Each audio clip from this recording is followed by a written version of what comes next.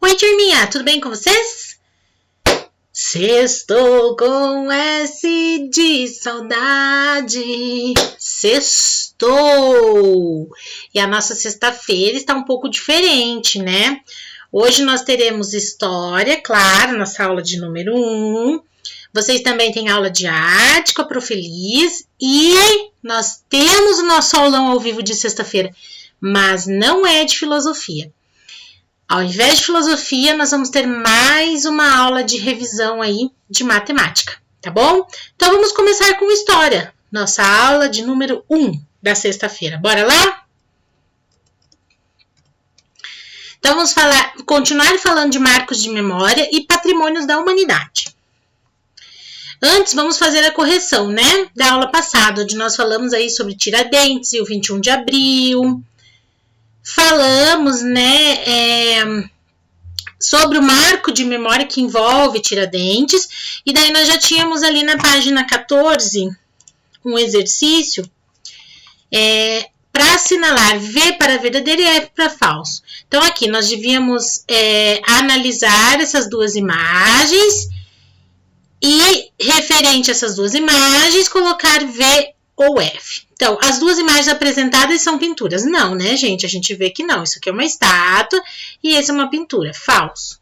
As duas obras artísticas apresentadas foram produzidas em épocas diferentes. Sim, gente. Ó, essa aqui diz 1893 e essa aqui em 1926. Verdadeiro.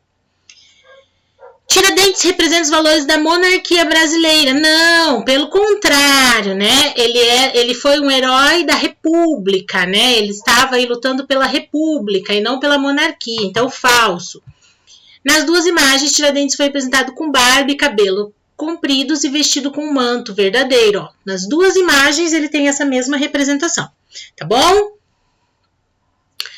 Depois, gente, número 2. As duas obras mostram certa semelhança em como Tiradentes foi representado. De acordo com os seus estudos, por que Tiradentes foi representado dessa maneira? Então, olha lá a resposta. Tiradentes é representado de tal maneira para assemelhar a imagem de Jesus Cristo. O objetivo era transformar o alferes em um mártir, um herói que se sacrificou pelos valores republicanos, tá? Então, assim, eu escrevi isso, mas de uma forma diferente. Ok, também, tá? Número 3. Em sua cidade há um marco de memória relacionado a Tiradentes? Se sim, descreva esse marco. Praça Tiradentes. Então, assim, vocês poderiam descrever aqui, né, o que existe na Praça Tiradentes, né, que tem o nome dele. Próximo, gente. Explique a diferença entre os dois marcos de memória, de 13 de maio e 20 de novembro, que nós falamos também, né?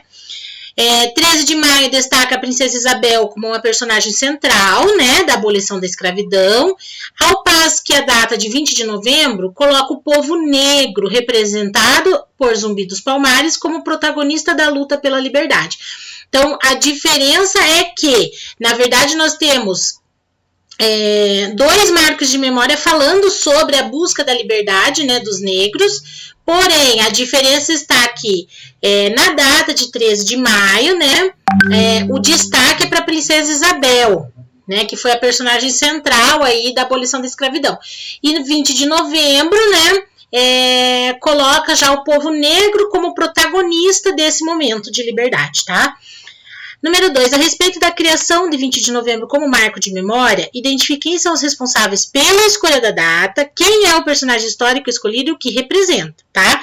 Então, a população negra são os sujeitos históricos, que elegeram a figura de Zumbi dos Palmares para representar a luta pelos direitos dos povos afrodescendentes, tá? Número 3, relacione a primeira coluna com a segunda. Então, olha lá, dia 20 de novembro, gente, aqui, ó, o último, ó, data criada para lembrar a história de luta dos negros. Dia 7 de setembro, do meio, aqui, ó, data criada para exaltar a figura de Dom Pedro I, né? E dia 21 de abril, primeiro, data criada para fortalecer os ideais da República, né? Que era pelo que Tiradentes lutava. Aqui vocês deveriam enviar para a prof, né, no caderno, um marco de memória que você criaria para a sua cidade, tá bom? Outros olhares, gente. Durante muito tempo nas pesquisas sobre o passado, os historiadores consideravam muito importante estudar as realizações de reis, rainhas e outros governantes. Dessa forma, os marcos de memória que se tornavam conhecidos pelas sociedades só destacavam as ações de grandes personagens, né? E os historiadores pesquisavam apenas em documentos oficiais, aqueles que o governo reconhece, né, como oficiais. Atualmente, as pesquisas e os estudos na área da história consideram as ações de todas as pessoas no tempo, independentemente de serem homens ou mulheres e da condição social dessas pessoas, escravizados, trabalhadores, estudantes, marginalizados, como as pessoas sem tetos, entre outros. Suas ações individuais ou coletivas podem ser percebidas e interpretadas por meio dos vestígios deixados no decorrer da vida. Esses vestígios nem sempre são documentos oficiais. Podem ser, por exemplo, relatos, cartas, canções, entrevistas, vídeos, objetos, construções, tá? Então aí, como esse tópico do nosso livro diz, né, outros olhares aí para as figuras históricas, para os marcos de memória. Assinale a alternativa correta sobre as mudanças que ocorreram no estudo da história da humanidade, tá bom? Então, vocês vão ler de acordo com o texto, com o que a gente viu agora, tá? E vão marcar aí a alternativa correta. Aqui nós temos um livro, ó, Laura de Mello e Souza, Desclassificados do Ouro, ó, a pobreza mineira, né? Tá. Nesse livro, a historiadora brasileira Laura de Mello e Souza apresenta um pouco da história de pessoas e grupos da sociedade que viveram na época do ciclo do ouro em Minas Gerais há cerca de 300 anos. Esses grupos não conseguiram enriquecer com o garimpo do ouro e viveram excluídos da sociedade. Então, faz parte da história da humanidade, porém não constam aí nos registros oficiais, documentos oficiais, né? Esse livro trata disso. Número 2. O pensador Walter Benjamin escreveu que nada do que aconteceu na história deve ser perdido. Considere essa informação e converse com colegas sobre as seguintes questões. O que ele quis dizer com essa informação? O que será que ele quis dizer? Vocês vão responder essas aqui todas no caderno, tá? 2 e 3. O que ele quis dizer com nada do que aconteceu na história deve ser perdido? Será que tudo é importante, tudo contribui aí para a história da humanidade? Letra B. Você concorda com o que ele afirmou? Se você concorda, por quê? E se não concorda também, tá, gente? O porquê que você não concorda. Número 3. Imagine que no futuro você será um profissional da área de história e vai pesquisar a vida de pessoas da atualidade. Considerando essa situação, responda em seu caderno as seguintes perguntas. Letra A. Que grupos de pessoas você gostaria de pesquisar? Pessoas da atualidade, tá, gente? Vamos pensar lá pra frente. Vocês já estão lá na frente, se tornaram profissionais da área de história e vão pesquisar pessoas de agora, tá? Letra B, o que você gostaria de pesquisar sobre esses grupos? Letra C, que fontes históricas você poderia usar nessa pesquisa? E na seção Agora Eu Sei, né, traz um resuminho aí do que a gente viu até agora. As memórias contribuem para a formação da identidade de um povo. Os marcos de memória são formas de manter viva, né, mantém viva a lembrança de certas pessoas e acontecimentos históricos. A nomeação de lugares públicos, datas comemorativas, construção de monumentos são exemplos aí de marcos de memória. Algumas datas comemorativas, como os dias 7 de setembro e 21 de abril, são marcos de memória que relembram os feitos de personagens históricos transformados em heróis da nação. Alguns marcos históricos, como o Dia Nacional da Consciência Negra, foram criados para representar grupos de pessoas que eram excluídos da história, nesse caso a população negra, tá bom?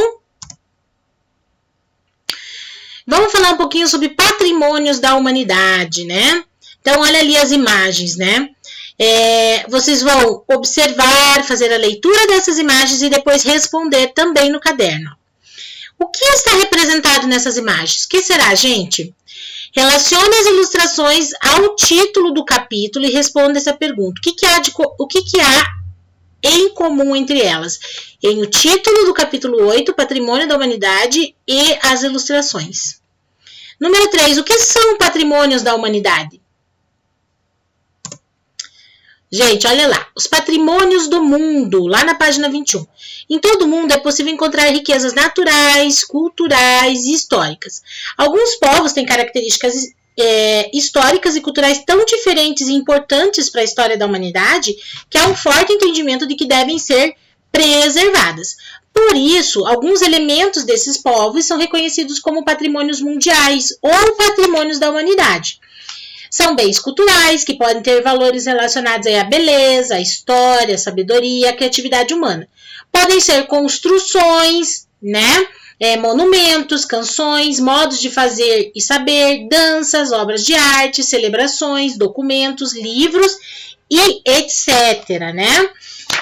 Deixa a prof abrir aqui na página com vocês. Na página 21, que a prof estava na página da correção ainda, tá? Então, esses patrimônios, gente, estão ligados à identidade de um povo, à história da humanidade, à diversidade cultural, ao acúmulo de conhecimento e às experiências produzidas. São heranças de povos que viveram no passado. Os patrimônios mundiais, como o próprio nome indica, pertencem a toda a humanidade, né? E devem ser protegidos para que as gerações futuras possam também conhecê-los.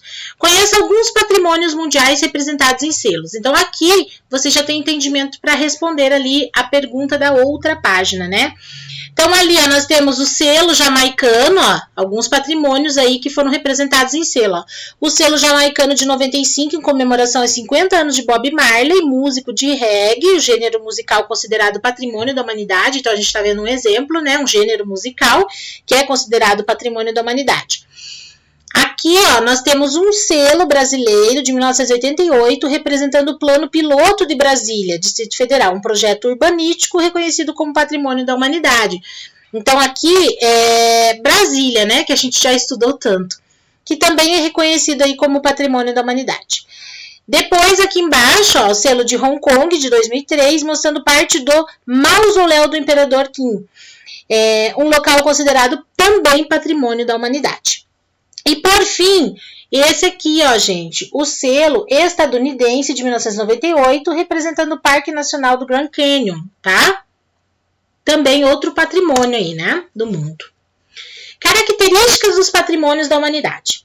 Existem mais de 1000 patrimônios da humanidade reconhecidos. Geralmente, esses patrimônios são classificados como culturais, materiais, culturais imateriais ou naturais. Então, culturais imateriais ou naturais. Então, a gente vai ver aí as características de cada tipo, tá? E exemplos também.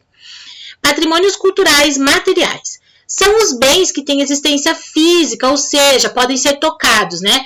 Construções, monumentos, sítio arqueológico, centros históricos de cidades e objetos são exemplos de patrimônios culturais materiais que a gente pode tocar. Então, aqui a gente tem ó, o Parque Nacional Rapa Nui, localizado no Chile, Ilha de Páscoa, é um patrimônio cultural material da humanidade. Ó. Nele estão representados elementos de uma antiga cultura, ó, a Rapa Nui. O parque abriga um sítio arqueológico que conta com várias estátuas, mais de 300 locais de cerimônia e milhares de estruturas relacionadas a rituais, habitação, produção, agricultura e outras atividades, tá? Do outro lado aqui, ó, a cidade de Salzburgo, na Áustria, é um patrimônio cultural material da humanidade. O local conservou características da arquitetura italiana e alemã dos períodos de mais de 1.300 anos. Olha que imagem linda, né, gente? Agora vamos falar um pouquinho de patrimônios culturais imateriais. Esses bens culturais e materiais são chamados intangíveis, né? Por quê? Porque a gente não pode tocar. Não tem existência física que você possa ali encostar. São práticas, expressões da cultura dos povos, por exemplo, dança, pintura, rituais, cerimônias, festivais, entre outros, né?